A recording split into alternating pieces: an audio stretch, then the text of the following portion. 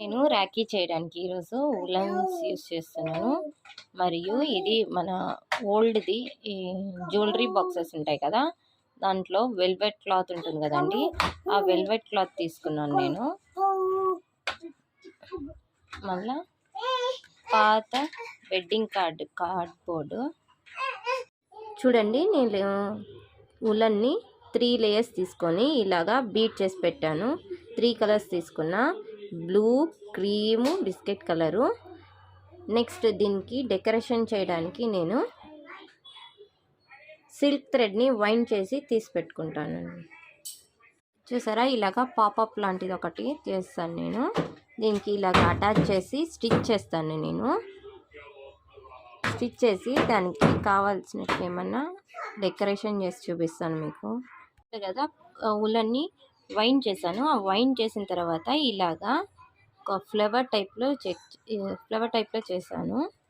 Next వచ్చి నేను దానికి డెకరేషన్ చేయడానికి ఇంకొక కార్డ్బోర్డ్ కట్ చేసుకున్నాను. రౌండ్గా కట్ చేసుకొని ఇప్పుడు దీనికి స్టోన్స్ పెట్టి మీకు డెకరేషన్ చేసి చూపిస్తాను. యాక్చువల్గా ఇది వచ్చి పెళ్లి కార్డు ఉంది కదండి, దాని కార్డ్బోర్డ్ స్ట్రాంగ్ ఉంటుంది కాబట్టి అది యూస్ చేస్తున్నాను. చూసారా, కార్డ్బోర్డ్కి ఇలా మిర్రర్స్ అన్ని అతికించి ఇలా మిడిల్లో ఇది ఒక రింగ్ పెట్టాను.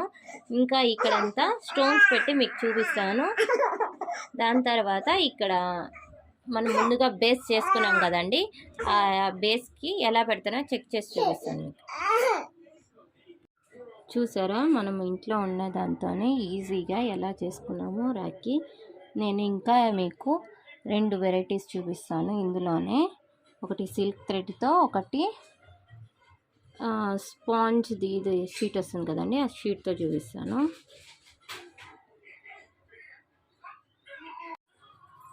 చూసారా, నేను ఇంట్లో ఉన్న మన ఐటమ్స్తోనే ఈజీగా 3 వెరైటీస్ రాఖీస్ చూపిస్తున్నాను. ఒకటి వచ్చి చూడండి, ఇలాగా సిల్క్ థ్రెడ్ స్టోన్స్ పెట్టి చేశాను. సైడ్స్లో వచ్చి మల్టీ కలర్ ఇచ్చాను థ్రెడ్. దీనికి వచ్చి నేను అల్లాను 3 కలర్స్. ఇది స్టార్ వెరైటీలో చేశాను యాక్చువల్గా నేను. ఇంకొకటి వచ్చి బో షేప్ ఇచ్చాను.